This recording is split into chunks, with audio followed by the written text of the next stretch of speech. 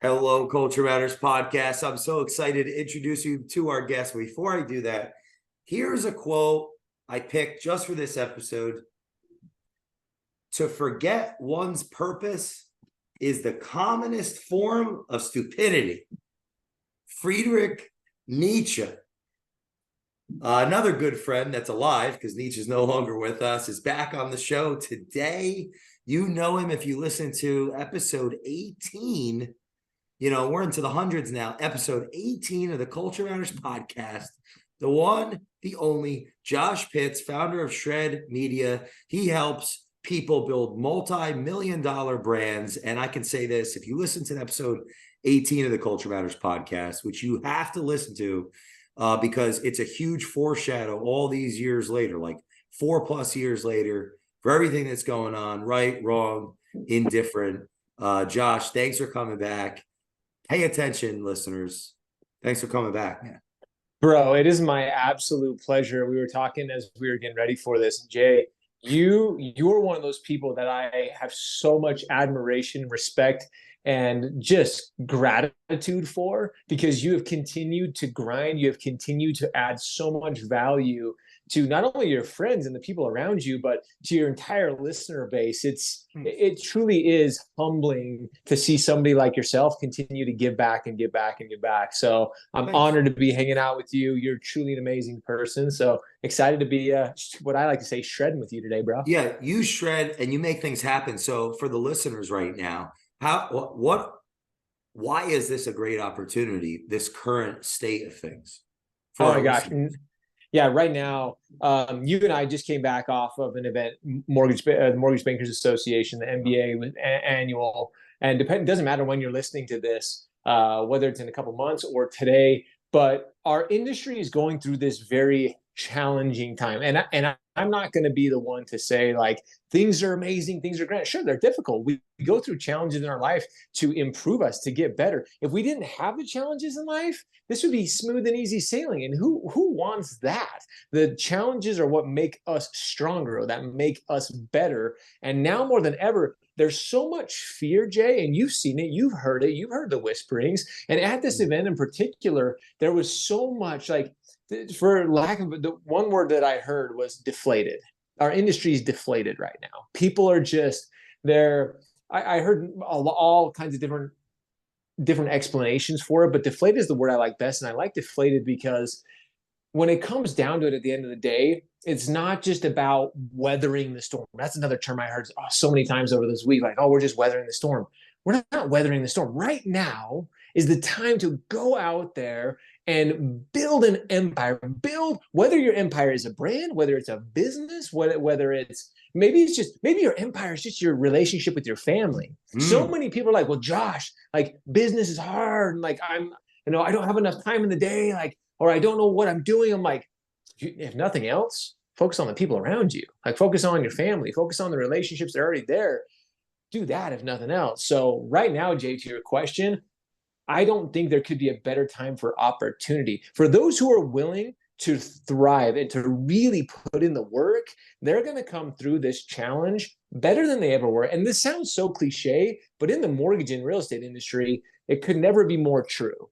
It absolutely, look at the 2008, 2009 crash and those who survived it, they thrived. They continued to do incredible things for the foreseeable future. And now more than ever, a lot of people are trying to compare this to the original crash.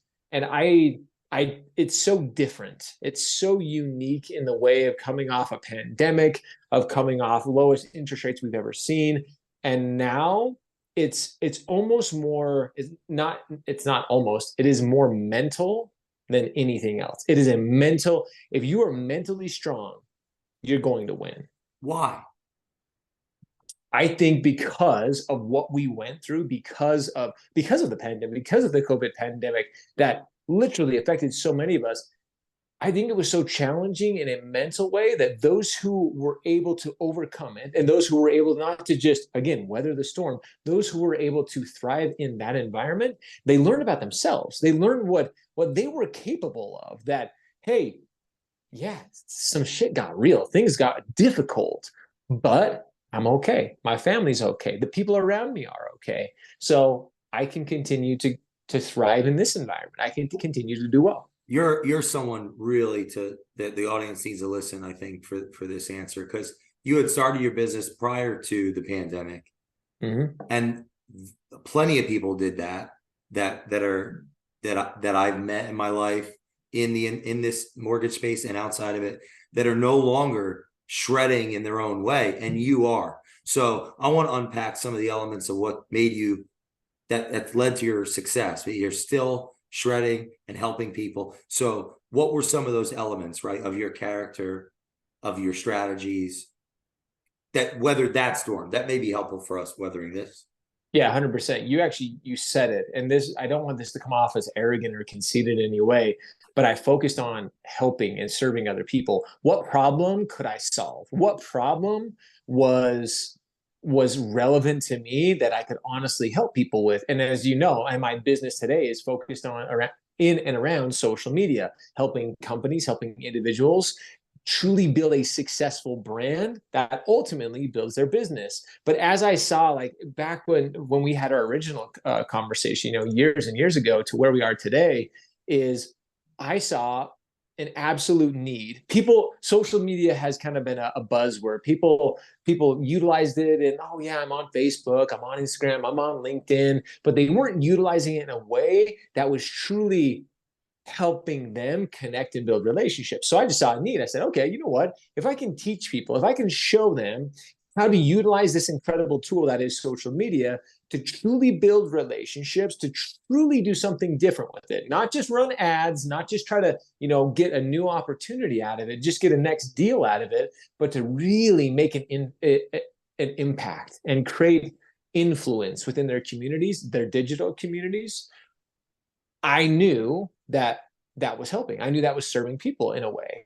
And that's exactly what we strive to do now. So I saw that as an opportunity back then. It's what we continued to do. So what I did to thrive through those times was help, was just, hey, what does Jay need right now? What does Tom, what does Susie, what does, Sally need right now? What are these people in need of?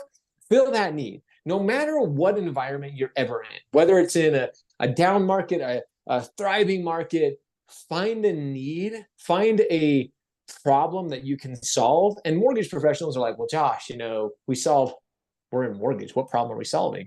You're solving the dream of home ownership, that American dream. People, and again, it's not about the mortgage. It's about what you're helping the first-time home buyer to move into their very first house as they're having their first baby. Maybe you're helping, a couple who was immigrated here to buy their first house. Whatever it is, Jay, we're always solving a problem.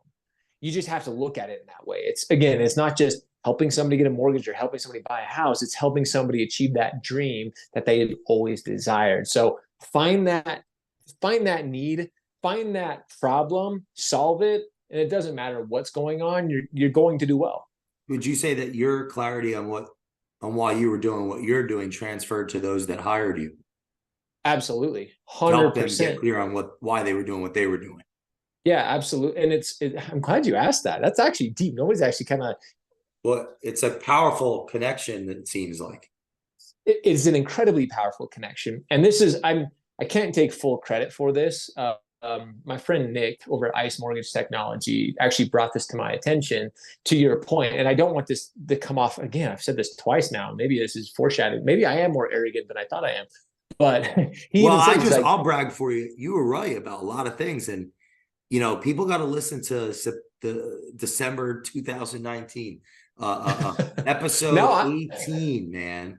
It was now I got to go back and listen. Yeah, let's go ahead. So sorry, go ahead. So Nick I saw him this week, and he was talking to me. He's like, Josh, what you teach, look at some of the large companies, the largest tech companies you personally have worked with, talking about exactly what you preach, how you live, is you don't just show up on social media for your next deal. You show up on social media to make a change, to show your community how you can benefit them, to what I was talking about. And Nick even said, he's like, Josh, look at some of the big companies, and I'm not going to throw names around. I could, but four of the big companies, top, 50 companies in our mortgage industry, I have helped them build their brand in a way to where they were acquired for multiple X of what of what they were doing.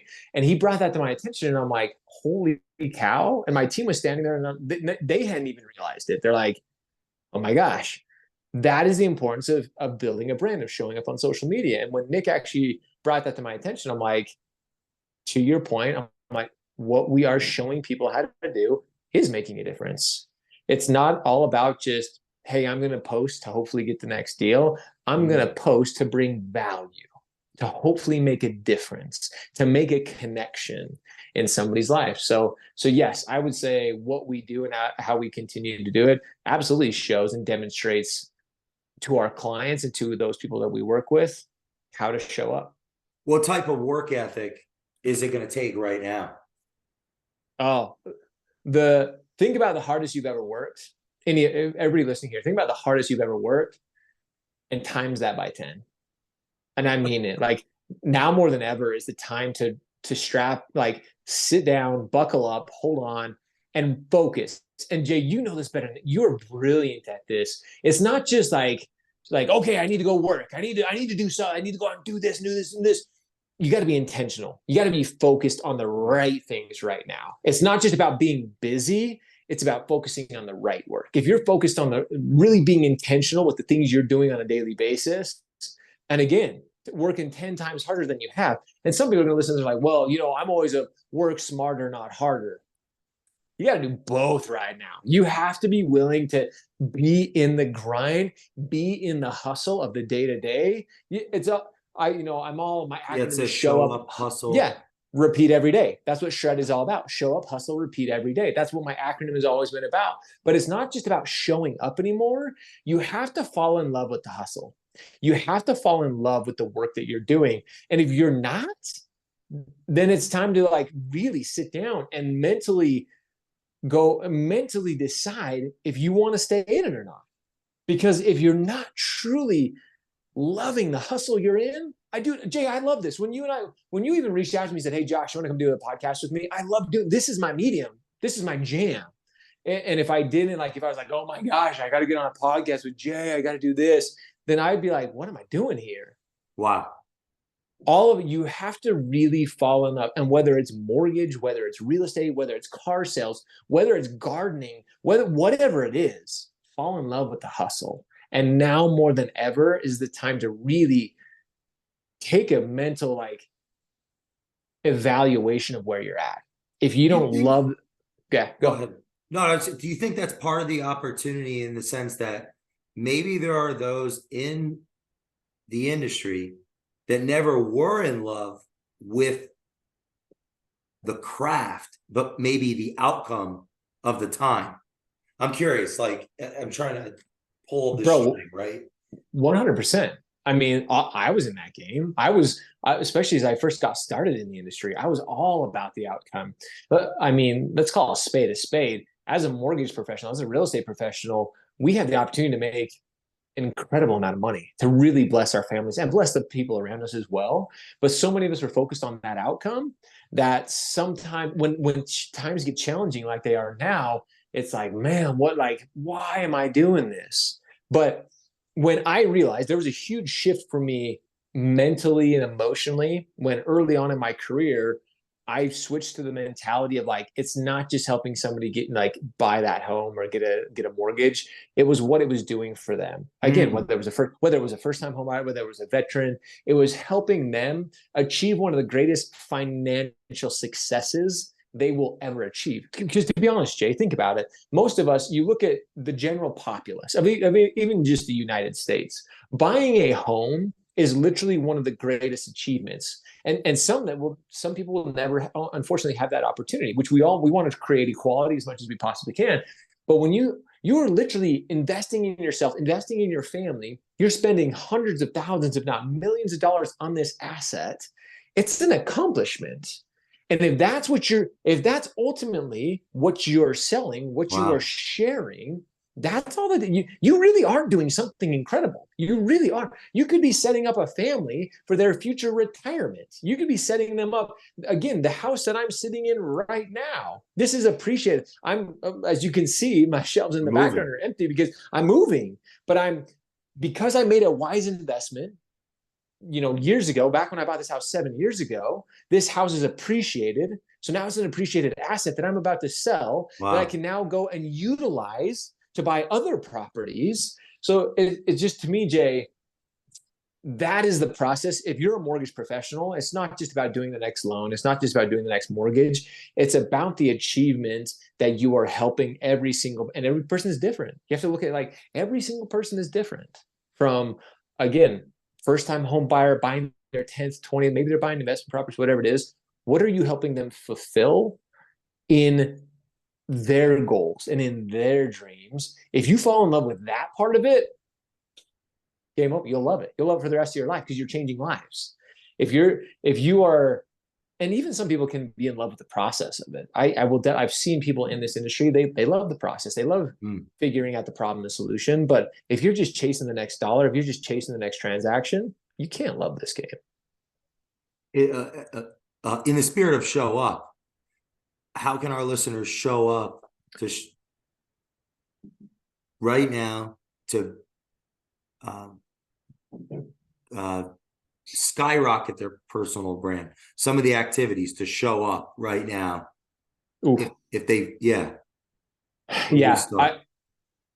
start. This is going to sound so stupid. Start by simply showing up. Hear me out here, because you're like, what? So many people, Jay, right now, they struggle with just simply showing up visually, like you and I are doing right now. We have the camera on. I have, just my AirPods in. Too many people. Yeah, and I'm still insecure. I don't have a studio. Where's my studio?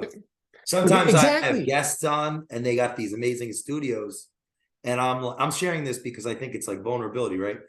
I think I could do better with my background, because there's no.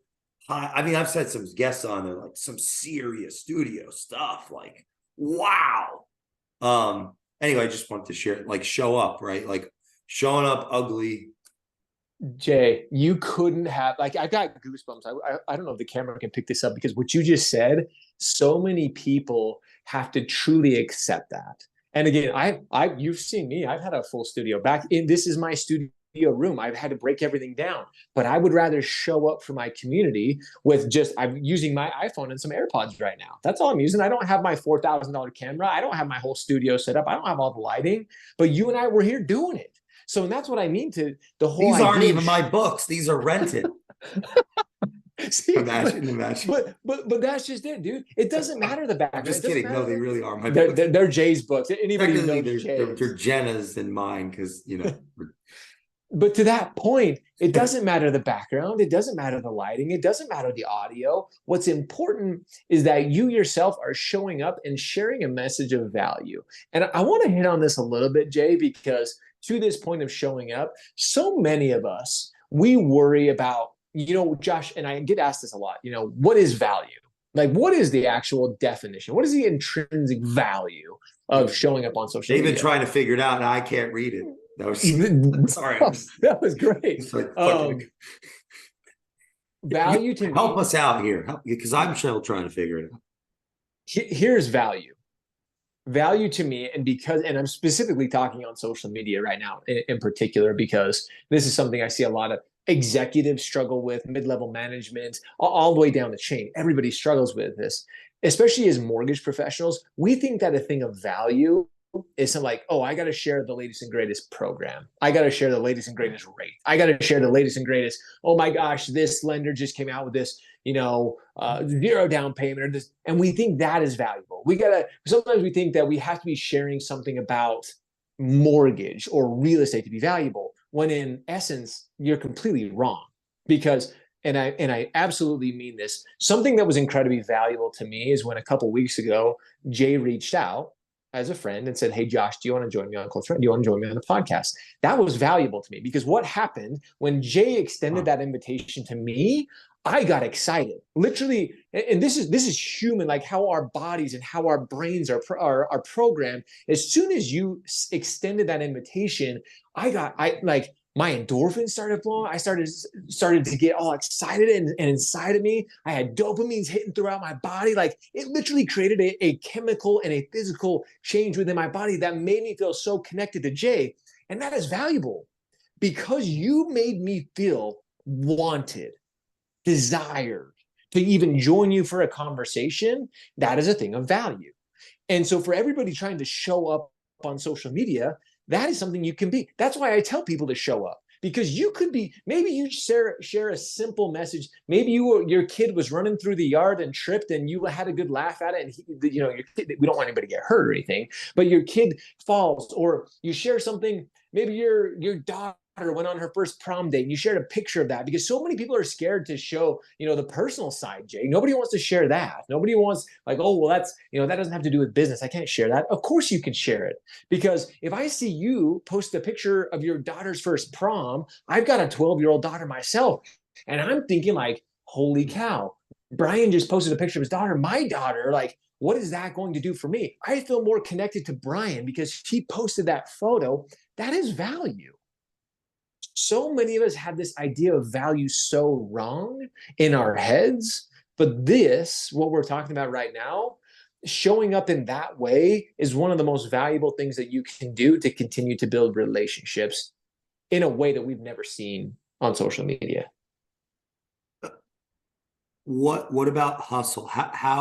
What do you say to the people that have, because I've seen different sentiments out there of almost a reaction against it in a derogatory sense. Oh yeah. So how do you interpret that? And how does it integrate, if at all, with showing up? Oh, it absolutely integrates with showing up. It's so funny because I'm right with you. We've seen a lot of people. I'm trying to remember the hashtag, because there was a hashtag for a while and it was like anti-hustle. It's like, oh gosh, now of course I can't remember. I wonder if there's a connection with all that printed money. No kidding, right? No joke, Sorry, right? Now we're getting deep. I like it. No. I like where you're going there, Jay. But there were so many people like, oh, slow down. Like, don't forget to, smell the roses. Don't, like, it's not all about the hustle. And again, going back to what I mentioned prior, if you love what you do, you love the hustle. You love what you're doing day in and day out. And that's why it does connect, is because if you truly love the hustle and the grind of the day to day, of course you're going to show up. Of course you're going to continue to be there day in and day out. Because again, the hustle is what you love. That's what you and I are all after, dude. We're after we want to be out there continuing to. With my ADHD, anybody and everybody who knows me is like, I have to keep doing. If I sit for too long, like, and some people are like, oh, I don't have ADHD, I don't have that, so I'm not always going 24/7. I love the hustle. If you follow me on Instagram, you follow my stories. I was in the Philadelphia airport. Long story short, had some delay in flights, so I was in the airport for like 6 hours. I ended up walking. I walked 16 miles in the airport. Just because I was like, hey, I got nothing else to do. I don't want to just sit here. Like, some people are like, well, why didn't you work? And I'm like, I wanted to. If you've ever walked around an airport for any extended period of time, you see some amazing things. Like, I could literally, and I'm going to stay tuned, because the amount of things that I learned in those few hours walking around that airport, from relationships with children and their parents, relationships with friends, like going on trap, relationships between husband and wife, the hustle of people working in the airport, dude. It was mind-boggling. I could probably do a 4-hour podcast just on the observations that I had in the airport and walking around. And so anyway, to the going back to the hustle, it connects to the showing up, and it connects to everything in a way that if you truly love what you do, the hustle is it. The hustle is exactly. It's what gets you out of bed. It's what gets you to show up at the office. It's what gets you to help that person achieve their dreams and their goals and their aspirations. The hustle is the fun part of it, man. Like, if you look at the hustle as like the, man, that's difficult, that's hard, then you're not hustling in the right area. You're not doing the thing that gives you that excitement and that love and that drive. What type of daily commitments if I need to make to myself, practical or actionable for the brand personally to manifest, to be recognized? And further, I'm curious time wise, right? If you've noticed, because you're clearly an observer of people. Yeah. If there's pattern in how long, not necessarily looking for the formula, but more of like, you know, how long you think it takes To really, and hopefully if I'm not answering your question, you can tell me, but there is no formula. What's really interesting is you mentioned, is there a formula? There's no formula for what amount of time do you show up for? How long am I going to be consistent or showing up for until my brand takes off, until my business takes off? There is no, what's really funny, Jay, and I use my dad as probably the best example, because my dad, a couple of years ago, he was part of our shred team. He's taken a break now after some medical things that he's gone through. But my dad was part of our team, and he was actually helping us with some management and some things like that. And I loved working with my dad. But and I bring his story up because he was almost so reserved for being on social media, for posting, for showing up on social media. But I pushed him. I said, "Hey, Dad, if you're going to be part of this team, I need you to step outside your comfort zone." So he made one post the day he retired and officially joined our team. He took a sign, and this was a few years ago. Took a sign, wrote on it, "Retired today. Grateful for the opportunity I had to work in corporate America, but so excited to be shredding," which show up, hustle, repeat every day. And he just stood on the street corner and he said, "I want nothing, just to wish you a great day." Why I share this story is that post went viral. I mean, more viral than I will ever like. It's funny because I have posted hundreds, thousands of videos and posts in my day. And my dad, the first time he posts, that post went on to get, it was well over 100 million views. It got like 6 million shares. Whoa. It had somewhere upwards of 700,000 comments. Like it was insane. And funny enough, about 3 weeks ago, it still continues to float around. And this was years ago that it happened. So why I even share this is because there is no formula. You could show up once and it could just go crazy. For the 99.9% of us, that's not going to happen. You're going to have to continue to show up. And to really answer your question, diving deep, you need to be showing up as much as you physically can commit to. And I'm not saying you have to show up hours. To your question on that side, Jay, so many people when I first start working with them, or we were working with companies, or we work with individuals, we have our whole Shred You coaching program for social media, where we specifically focus on social media. We don't worry about other sides of coaching. By the way, I should interject here and just say the formula is not to have kids, lock them in a room, and make them post videos until you retire, and then no, right? No, that's 100%. Like what went through my mind. That's not the formula, guys. That's not the formula. Everybody. But I interrupted you. What were you saying about no, yeah. I'm sorry, that's like stupid joke, but no, but it's so true. It's so I like that a lot. Yeah, don't do that. That is not the formula. That's not going to work for any of us. Well, it's such a profound, I'm sorry, but like relationally, it's such a profound, that's such a profound story. I can't just personally get over that for a second. You put all these years into this work and share, and then pops day one, he's out, and then now, that saying like standing on the shoulders of giants. There's something that the culture connected with. That's why it kind of froze me. Like, what did we connect with there? I don't know. There's something so deep in that. It makes me want to like study it. Dude, I don't know if I've ever thought about it in that way and in that deep, because it really is, it's something that's incredibly interesting. I might have to think about that deeper now, because that is really interesting. Just like how, you're saying he was in corporate America his whole life. You were very successful in the mortgage space. You create your own or a new movement brand. You're practicing what you preach, so you're doing it. And then he puts he went on the side of the road with a sign.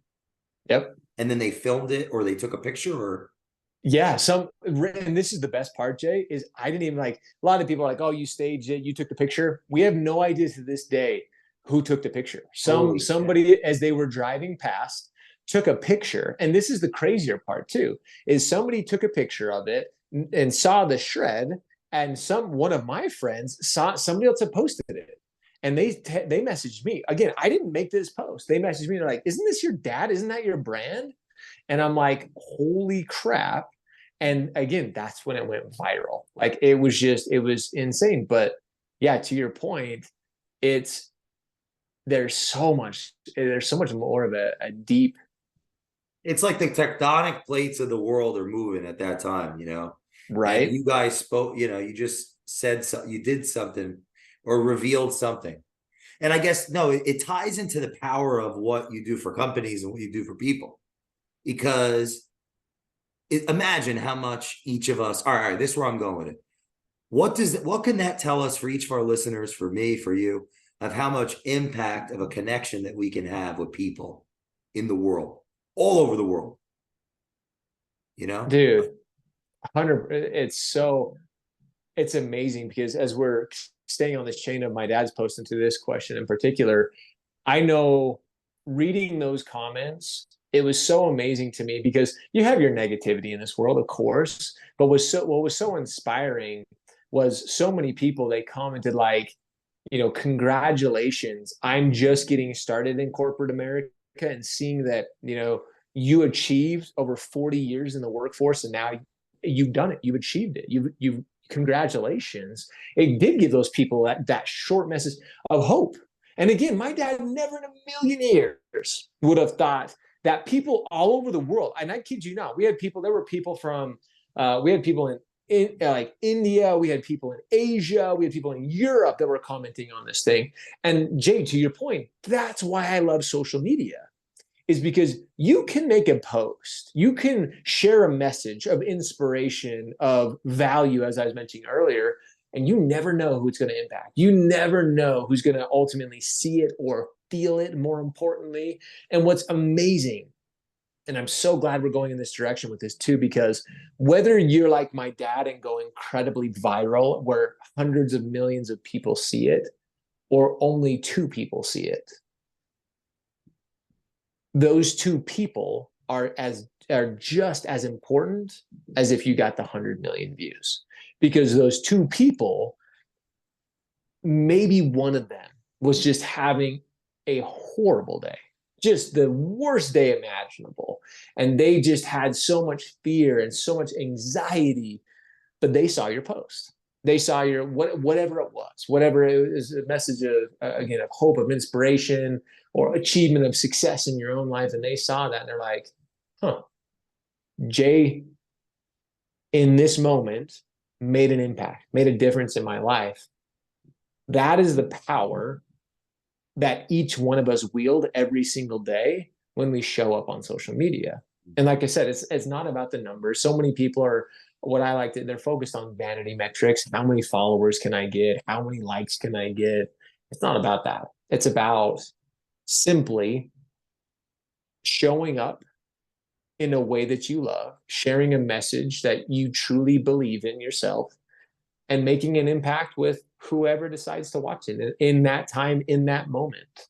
So to your exact question, Jay, that's what gets me so excited about all this, is you really never know who or when you are going to inspire and impact for the rest of their life.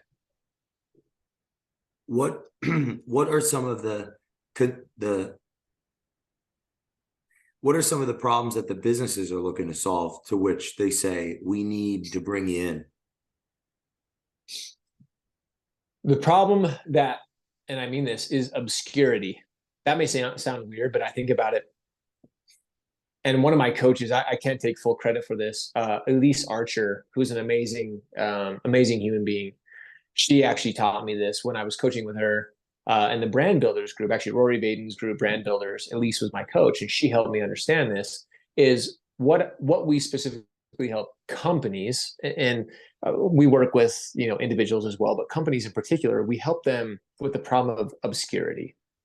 And she helped me understand what that actually is, because most companies, they have a message, they have a product, they have whatever it is. They're not they don't know how to put it out there in a way that, again, that is valuable. How do you share a message? How do you share a story? Instead of just coming out and saying, hey, I'm Josh Pitts and I have XYZ product and here's how I'm going to sell it to you. When we're being sold as human beings, we can see it, we can feel it. We're typically turned off by it for most reasons.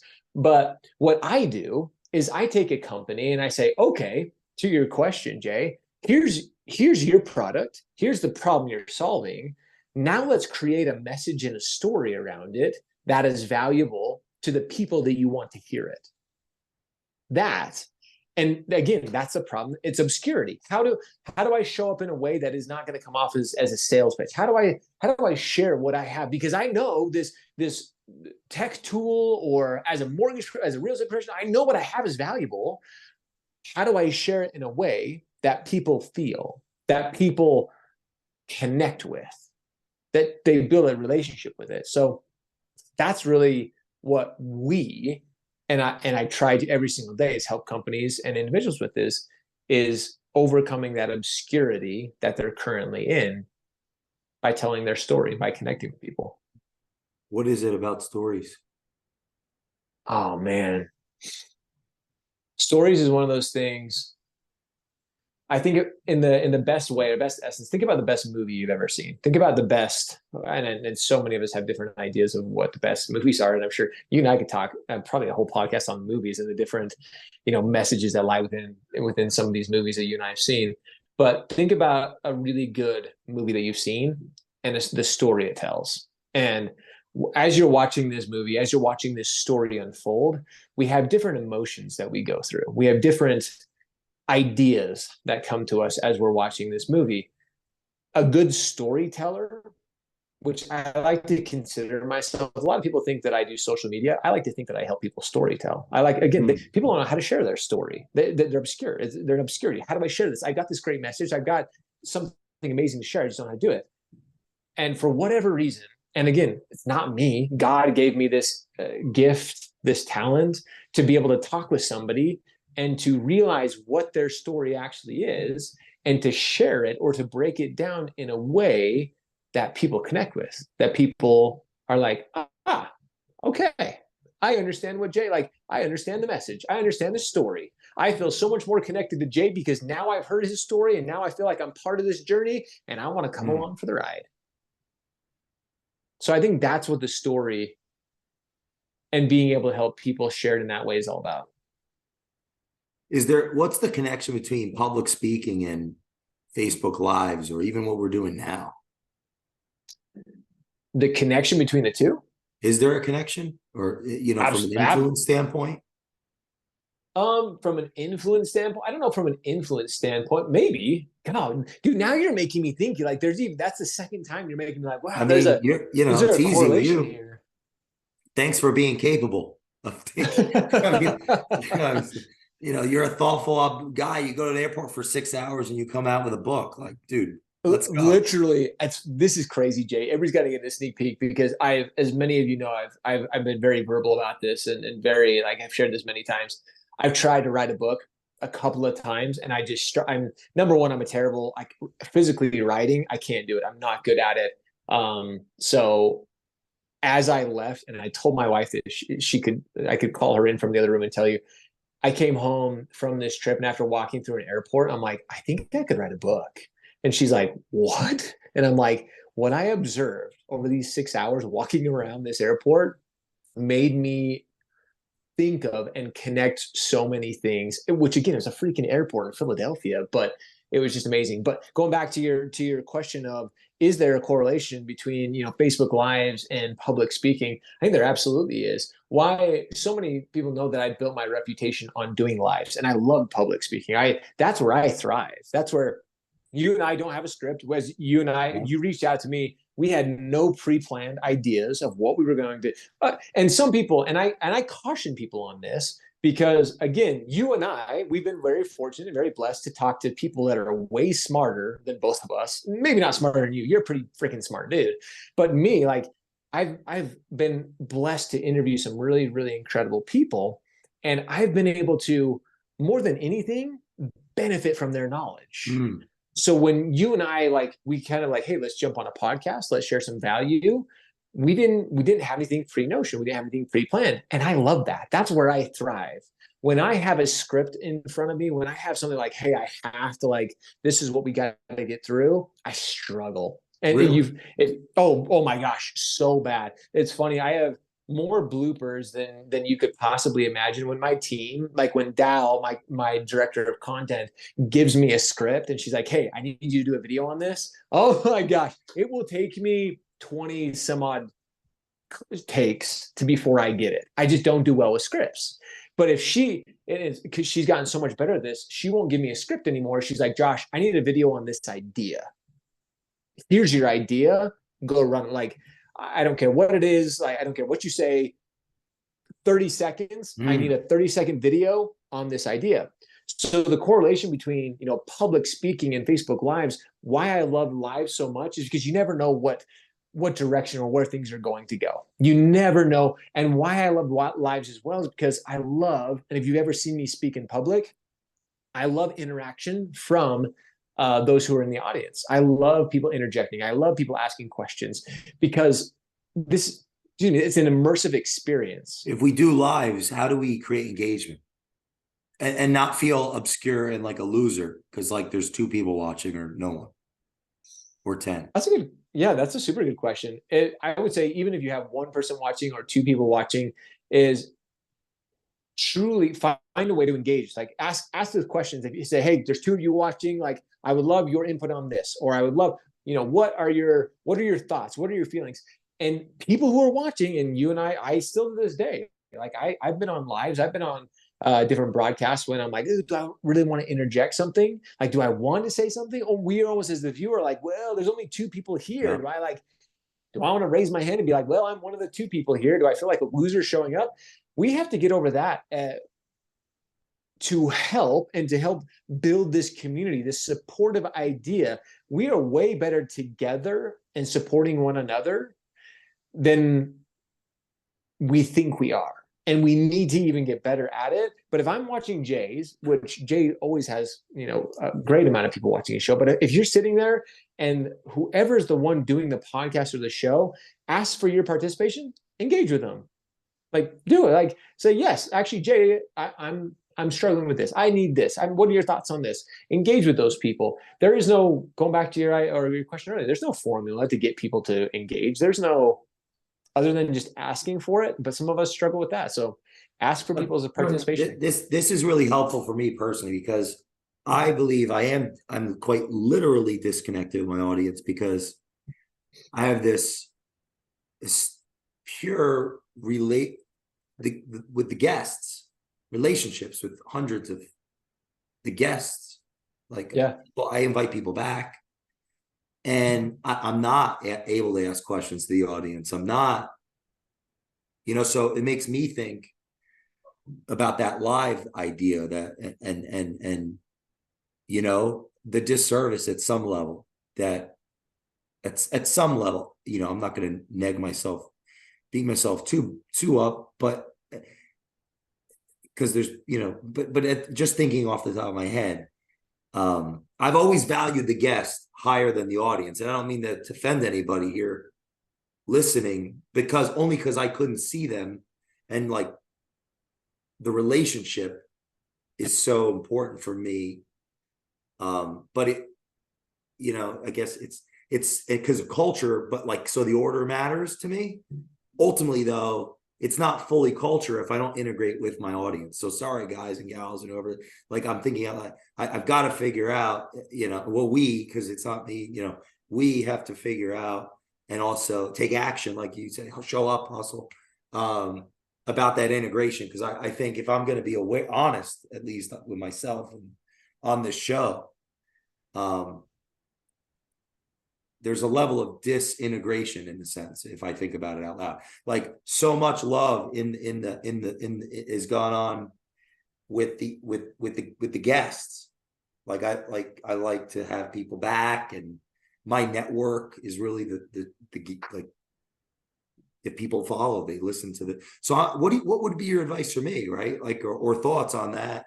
And I don't know if I'm just kind of, if you were to give me counsel on that, even on that, like, what do you think about that? Or where I could be? And then I have some questions about the live, but Yeah, of course. I I feel so disconnected from my audience for sure.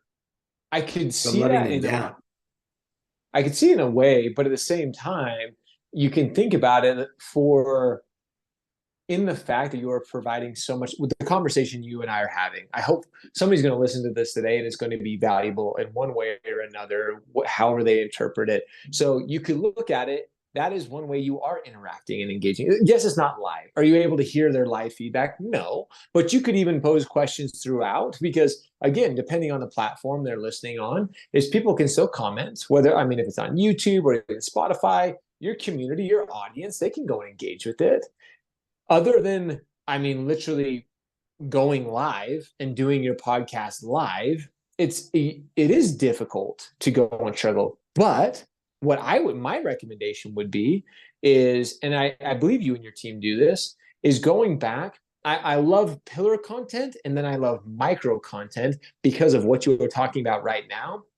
Take a 2-minute segment from one of the podcasts you are having and go and post that on Facebook, Instagram, LinkedIn, whatever it is, and pose a question. Pose a question to the audience at that time, like, hey, Jay and I had this great conversation. Take a listen in on this and let me know your thoughts. That is how you can take these, this huge, amazing conversation with all the guests you're having and get your community involved. Because, like you said, when you post it on the different podcasting platforms, it's a little bit, it lacks that opportunity to be able to connect and engage with your community. That's why I'm such a big fan of micro content, is because you can get your community involved. What are your thoughts on the micro influencer? Is that something you've heard? Yeah, micro influencers are people in take any industry, and like I would consider you are a micro influencer. Don't take that in a bad way. I'm a micro It's better than influencer. micro penis. God, this is like, I'm sorry. I'll grow up by episode 500. I never expected that, and it's absolutely better. No, I don't want it. Than So now I really hope I didn't hurt anybody's feelings. I'm not very good at that stuff anyway. So if you feel better. No, so Yeah. this micro influencer idea is you have people who have built a brand, who have built an influence, and who are recognized throughout the industry for something of value. That's what that's what an influencer What it is, actually huh? is. Yeah, that's exactly what it is somebody who has achieved some type of value, whatever you want to call that. And they're recognizable. They have a brand, they have a voice, and you utilize them to get in front of their audience, to build your audience. That's the idea of micro influencers. But it's really funny, Jay. We've seen the world, being somebody that has been really focused on social media so much the last few years, is the world of the quote unquote influencer is becoming a thing of the past. Really? Oh, absolutely. Influencers, as a matter of fact, because influencers, there was a time where if you had even 10,000 plus followers, you could be paid as an influencer from brands to endorse them. Like, and that's a lot of people thought for years that's all Shred was, is we were a paid influencer to go and talk about companies. As I shared, we're really more of a storytelling company. Oh my God. I just had like a thought. Can I share it with Yeah, you? of course. You know how there's like micro cap, like public companies, micro cap, Yeah. Small cap, medium cap, S&P 5, like 100, all that. Yeah. If you think about it, that's because you and me could buy the stock right now. Mm-hmm. It's public, right? We could buy into the business, but we don't really connect with those people. We're looking at the balance sheets. So that makes me think, like, if I'm a small business, I'm being called a micro influencer. I'm a private business. Like, I want to get to maybe there'll be medium influencers, mega influencer. It's the opposite. It's another form. I'm just thinking off the, like, it's like, instead of being able to look at the P&L and buy into it, what if in the future you could buy into it? You're just buying into the person. And at some level, we're doing this like with the OnlyFans and the crowdfunding and Wait, am I an OnlyFans model? You Without would probably do OnlyFans? No, now I'm you. making jokes. So what I'm trying to say is I don't know if there's something in that thought, but that's what came to mind when you said micro influencer, because I've been looking at this Yahoo Finance a lot, trying to learn, I had some advisors teaching me how to read the Yahoo and all that. And like a micro cap stock is a small little company. It's the public. I don't know. I wonder if the future will be something like that, where, because now in a sense we're buying into people, right? Like I don't know if It's it has already any that way. significance. No, of course it has significance, and you're 100% right. We've already begun to see that shift happen. Is you have your micro influencers, you have your medium influencers, you have your large, and then you have your celebrities. That's what you like. That's your macro. You have people of different stages and levels of influence, and people who will buy in to that brand more than, Yeah, again, they that's become why. the customer. So they're the customer, right? Yep. So Yep. that's the power in what you do, is helping people develop that product distribution, whether they Exactly. have a business or they're going to build one from scratch. But my curiosity, I wonder if you're far enough ahead that like in 10 years, it'll be like a public business in a sense where you can I want to buy Josh Pitts before he goes public, kind of thing. You know what I'm Oh, saying? dude. Oh, this is I going want to really be an crazy. investor in the early stage Josh Pitts as a person, not even this Yeah. business. Like, I Yep. want to own a piece of you. Like, that's Yeah. effed up in a sense. It sounds crazy, but like you could Bro. sell portions of your I mean, this could go dark real quick. It's like you could sell your soul, and I don't mean that, that's like a dark thought. I hope that, but like you could, I don't know, the product is the person. What if we get to the point, where you were going to say something? What? I'm about to rock your world. You ready for this? Yeah. That's already happening. How? So, and I was introduced to it first by, if you follow me in any extent on any social channels, I'm a huge proponent of Gary Vaynerchuk. Yeah. As I've been sitting here, I'm part of his text group, and he literally just texted me on his community app about something they're doing. But they literally, to your point, Jay, is they're actually already investing. You can actually, and this goes into the world of crypto, but follow me here. It goes into the world of NFTs and fungible tokens. People literally were investing in people and in their brands before they were anything. Maybe you had some type of talent or some type of gift. And a lot of times people, it was just art. Like, oh, I want to invest in an artist before they're well known. But they were actually investing in people. You could literally sell part of, you could hey, Jay's just getting started. He's a micro influencer, but I'm going to buy 10% of Jay right now. So as he takes off, because dude, this kid's committed. I can see the hustle in Jay's eyes. I want to buy him on the ground level before he hits that Wow. superstardom level. You literally could. Like, there were entire websites based on, you could buy people's brand and their persona. And it kind of was a thing for a little while, but then kind of trailed off. But they were literally, you could buy influencers brand based on who you thought they could become.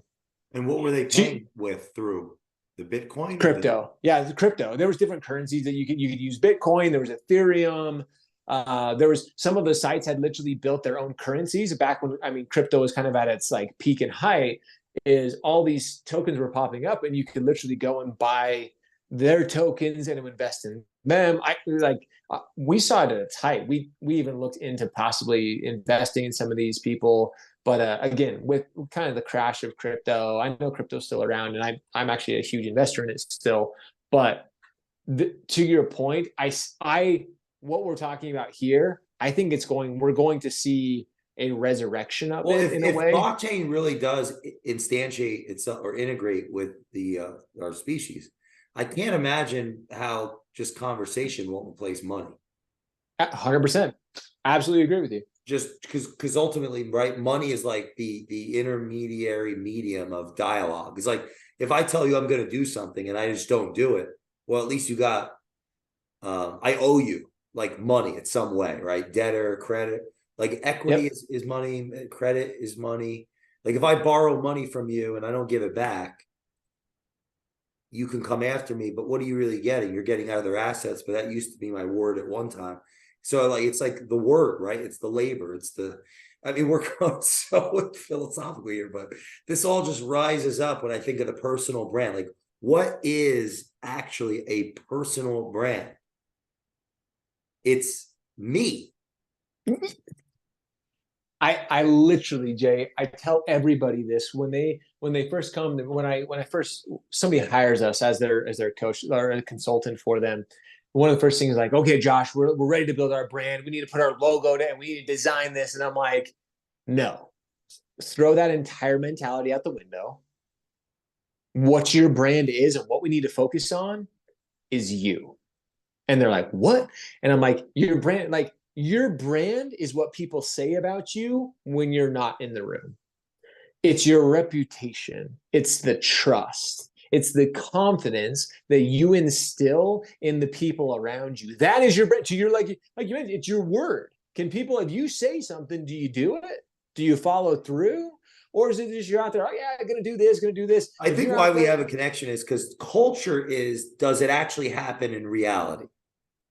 And the online space is a potential of reality.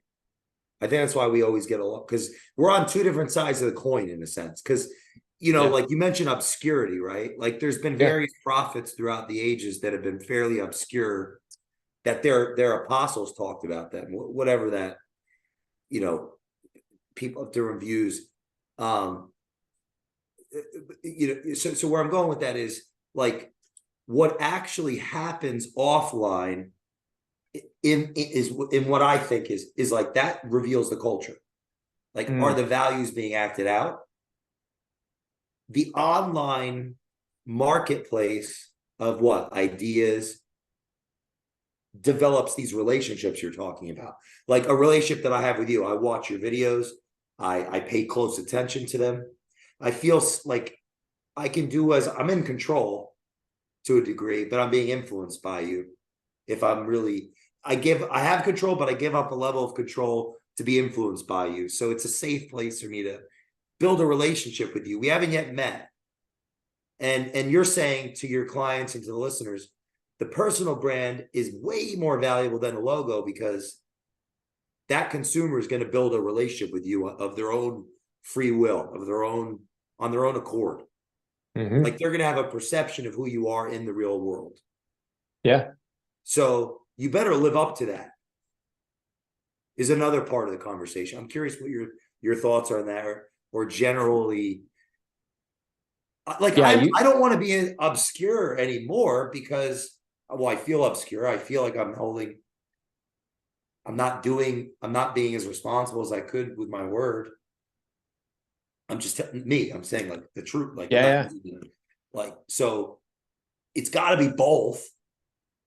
It can't be just the culture and not the brand. If it's just the brand and not the integration, I'd be afraid of that. Yeah, I think it is a both though. It's an and. It's not a, it's really I think you give that to your clients when you get them to get, if we go back earlier in the conversation, like you're so clear on why you're doing this. It's such an eerie coincidence that I picked that quote too, because it just spoke to me, and I'll reread it. Said the one in the beginning, but when you're so clear on why you're doing what you're doing, when you give that to your client and they remember why they're doing what they're doing, that's culture stuff. Oh yeah. Yeah, that's culture stuff. They're getting clear on why they're doing what they're doing. Help self-awareness and keeping the word and stuff. But so that's my just the final or on that thought is that you're doing that for your clients because they're getting that coaching. Yeah. 100%. So yeah, help me out here though. Bring this to home, like, or what do you think about the brand, right? The personal brand. I kind of digress into this. How do we bring this back to the, you know what I'm saying? I kind of squirreled off there for a second. It's so valuable because we're all the consumer and we're watching. And my perception of who you are online is a lot of power I've given you. Absolutely. Like, don't let me down, and use it. Yeah, it's amazing how much power that brand, that influence, that trust, that confidence, that respect can have. Thus, why we see companies, I mean, just Nike in particular, look at the people they choose to use as ambassadors of the brand. And they have chosen those people because you and I, like you said, we see some of these people and we feel connected to them. We feel like we trust them. We feel like we know them in a sense, when in fact, you and I will never meet some of these people ever in our wildest dreams. That's to what you're talking about, your personal brand. That's what it's all about. That's what you're creating. You are creating this absolute, almost unbreakable relationship, this unbreakable bond, as long as, to your point, which I love so much, as long as you are showing up in a way that is real. That is the word authentic and genuine are thrown around a lot right now, Jay. But I tell people, when it comes to their brand in particular, you have to be, because you can only, I hate the term, hate it with a passion, fake it till you make it. I just hate it, because you can go out there and do your best and fail. That's a totally different story. But just trying to fake it, like, you never want to be fake. You want to be real. You want to be the absolute most imperfect person that you are. I think, can we unpack that a little bit? Yeah, like, think why is fake it till you make it in your view? What are your thoughts? Why is that so? Is it destructive? Because we as human beings are imperfect. Period. So if you're trying to fake something that you're not, because when you're trying to fake something, you're basically trying to fake, like, whatever you're trying to achieve. You're saying, "Oh yeah, I can achieve this. I can do it." When in actuality, you can't. You're not really able to do it. So it's okay to show the world that you're imperfect, that you can't quite do that you can't fake it till you make it. Human beings want to learn right alongside with you. As a matter of fact, if I see you doing something and you're struggling on the way to achieve whatever that is, instead of you saying, "Yep, here's a great example of it," and I hope I don't offend anybody in this. I probably will, but I don't care. But it drives me crazy when I see somebody standing next to a jet and saying, like, I'm like, "Hey, living the high life, like, I'm doing this. I got the Lamborghini, got the Ferrari, and it's not theirs. It's on loan. It's on rent." That's the fake it till you make it mentality. That's trying to show the world a person that you aren't.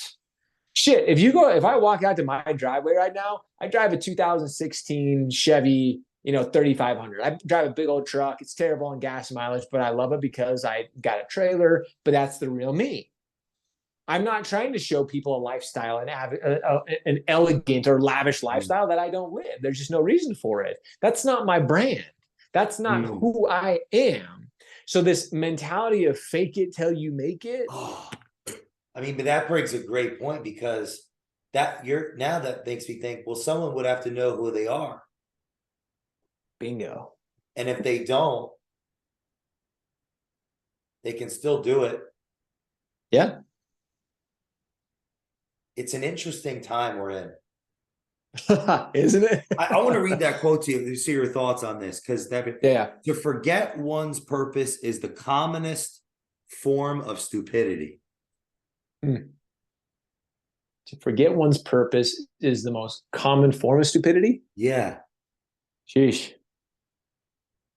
It's so, that quote in and of itself, like you said, I don't know if I didn't know that was the quote you were picking, but as we've had this discussion, to forget one's purpose, I mean, that's in essence of what I teach people on social media. And this is why I struggle so much with done for you content and companies who are like, you can hire a social media manager, you can hire people to post content for you. But why I struggle with that so much right now, Jay, is because that is not you. we all have a purpose. As I mentioned earlier, we all have different gifts and talents and God-given abilities in a different way, shape, or form.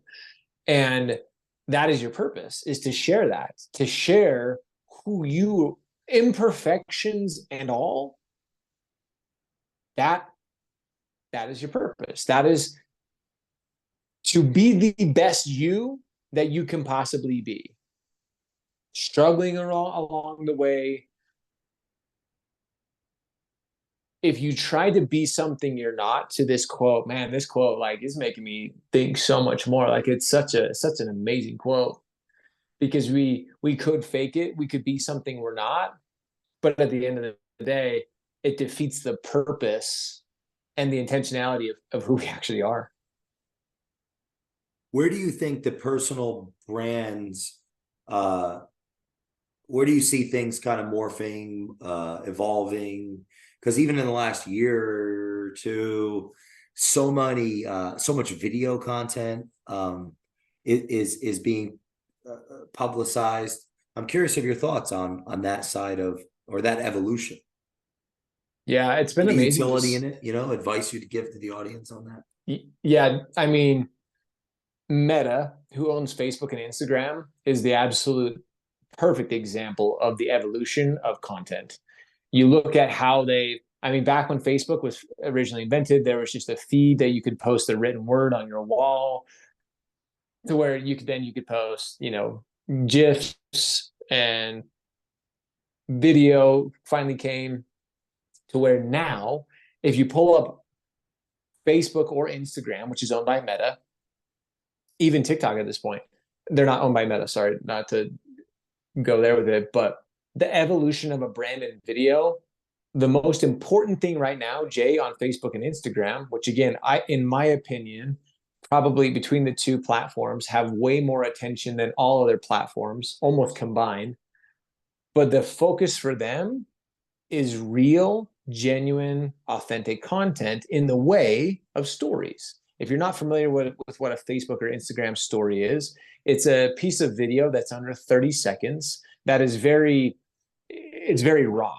It's very, sure, you can put filters on it. Sure, you can, but it's designed to show what's happening in the moment, the behind the scenes. So right now I could do, if I took a screenshot, I would post it as a story saying, had an incredible opportunity to hang out with, the legendary Jay Doran, like Jay Doran. Like I could share that as a story, and that's what the platforms want. So to your point, that's what we've seen. The evolution of content in our brands has come so far, to a point where there was a time, Jay, where the platforms, they wanted it all edited and all glitzy and all glamoury, but now they want the real. They want the imperfect. They want what's happening behind the scenes right now in Jay's life, in Josh's life. And that's why if you pull up Facebook or Instagram, the first thing you see is stories. It's the thing, it's what's happening in the moment. And your brand right now, that's what people want to see. They want to see what's going on. They want to see that you hit the gym. They want to see that you're hanging out with the family. They want to see that you're hanging out at the ball game with friends. They want to see it's Friday night, you're hanging out at a barbecue. Now, with word of caution, the last thing they need is seeing you and the buddies and the whole they don't want to see everybody out there. Like, you don't want to share such a way of personal life that's like, whoa, I got to know Jay too much on this one. But stories, we want to know you. That's what's going to connect us. That's what's going to continue to build that relationship, is these little intimate behind the scenes details. Dude, I gotta tell you, man, whenever I get around you, I get inspired to get shit done. I did my first story ever, really, like behind the scenes right now. I just said, this is fire. I just filmed it. And I want to acknowledge you for the audience, because reach out to Josh, see if you qualify, because for whatever, propositions that you guys offer more depth, because just being around him, I always get things done. So I was like, dude, I should just do this. Yeah. So thanks. I just did one right now, and I think it looks pretty good. Heck yeah, it looks good. It was fire. You were just crushing it. Like I just came to my mind. I was like, I should be doing like a quick little story. You know how many podcasts I recorded since July 2nd? Oh, A 100. 100. And no, but even well, and that so it's October when we filming this. I beat the record because then even since then it's I didn't count since then, but it was 105, and then I've done another 7 or 8 or something. Bro. So imagine I did a quick 30 seconds during the podcast and then just put it on my story or put it on my Instagram, like, myself, just a nice little teaser, right? Like of what's to come of the Culture Matters podcast. I could do that, and our team doesn't even have to get near it, because they have so much going on. They're responsible for, and I just never thought of that until right now in this conversation. So it's a testament to your drive, energy, and really just the knowledge, because I never thought of that till right now. But I agree. But what's even more amazing, Jay, is you did it, number one. And is it going to be perfect? No. Like I still like I didn't even Well, it know looks pretty good. I just want to say but that's just it, is it looks good. No. That's all we need. Like, and that's what people want to see. And so, dude, yeah, it looks great. Heck yeah. Yeah, like it's a good, it's a good clip. I'm curious, you could dissect it when we're done, say like, yeah, but like, I guess that's what's, it is show up, hustle. I love the values that you have: show up, hustle, repeat every day. Brain science says that helps people get things done. So it's a testament to your culture there, because it's like, yeah, I want to get things done. So I'm curious, what other podcasting? What's your, as we get towards the end of this, if you're willing to come back, I'd love to have you again. Absolutely. Podcasting. What are your thoughts of that, of the medium, of the podcasting culture, its evolution? Should I keep doing this? You know what I'm saying? Like, what are your thoughts there? Where does we go? Every single person listening to this, if you're listening right now, you should have a podcast. Here's why. Jay, you should, I hope you never stop, because again, somebody's going to listen to this podcast, and they're going to hear you or myself. They're going to hear us say something that inspires them and that impacts their life, whether it's just in that moment, whether it's for the rest of their own life. Podcasting is that medium that allows us to have a long form conversation and share things that we enjoy, that share things that make us think. On here, you've shared 2 things with me. That's what's so amazing about a podcast, is you invited me to come on and share, some form of value with your community, but you have shared 2 things with me that I'm like, I got to go back and unpack these. So you've even shared value with your guest, the person you invited on here.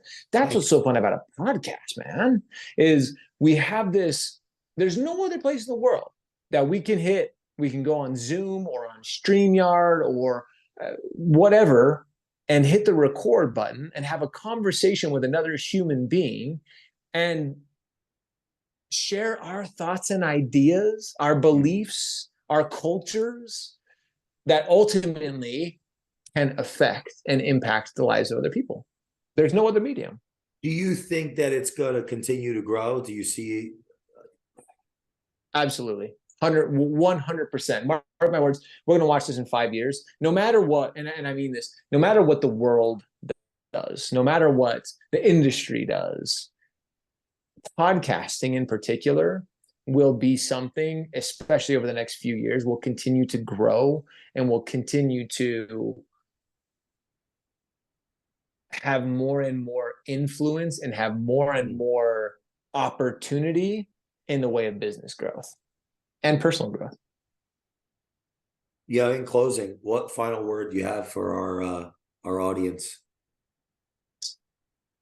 This is bringing it all full circle. This is all, be purposeful. Back to that quote that you shared in the very beginning of this, is wherever you're at, whatever you're doing, take a second after listening to this, because this is exactly what I'm going to go back and do after thinking about this. And after Jay shared this quote a couple of times with us, I'm going to go back and just say, here's where I'm at now. Am I living the most purposeful life I could possibly be right now?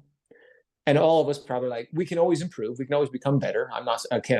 Hell, I am far from imperfect, and I know I can do better every single day. But it's like, what can I do today? Don't overwhelm yourself, but just say, you did one thing. Jay was a perfect example of this. You did a story. You did one thing, you took an actionable item, and now you're going to go share that with your community. Understand where you are and what purpose you can achieve going forward. And it's simple. Don't take these grandiose steps. Don't make it some people talk about these BHAGs, these big, hairy, audacious goals. Don't go crazy. What can you change? What can you start doing today to be more purposeful, whether it's in business, whether it's within your family, whether it's with you mentally, emotionally? I would just say be more purposeful in whatever you are doing right now. I think that one thing is going to help all of your listeners get to a better place themselves. That's what I would say.